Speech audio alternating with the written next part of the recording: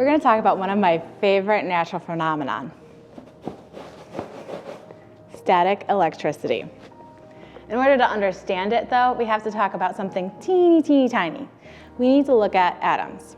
So, static electricity is made up of the smallest building blocks of us and everything else in this room.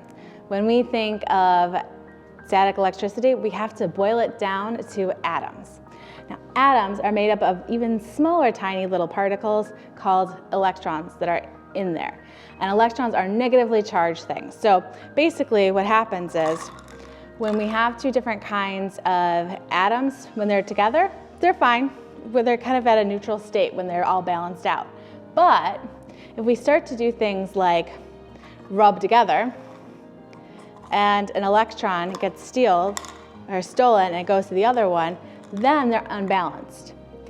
Now, they like to go positives to negatives, and those opposites attract. So they like to bring those two opposites together. If, however, you have more of the same, then they start to repel each other and push each other apart. That's kind of what happened with my hair. So you had too many of the charges with too many negative pieces in there, and that actually shoved my hair all the way apart.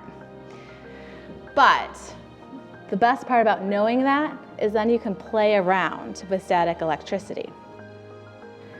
So we wanted to set up an experiment that you could do at home pretty easily, and we're using most of the stuff that you can find. So get a couple blocks of wood or something to elevate this piece of plexiglass or acrylic or even a plastic lid.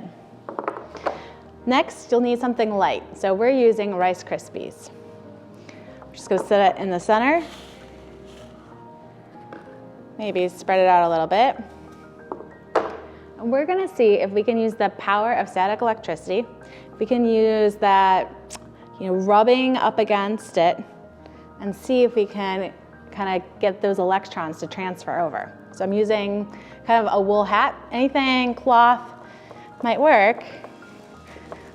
If you keep rubbing, your Rice Krispie treats will start dancing. Now here's where you can have some fun, right? You can experiment with other things. Does tissue paper work? How about Cheerios? Who knows? See if that works. Maybe you want to try a different kind of cloth. Does it all work out equally? Who knows? But why are we talking about static electricity? It's because it's all around us all the time. So you probably notice it the most when maybe you shuffle over some carpet and then you go to reach for a door handle, and that negative pent up static energy that's just there, those extra electrons, discharge into the doorknob and create a spark that you can sometimes even see. We often see that in the form of lightning. So go out, enjoy the great, wonderful world around you.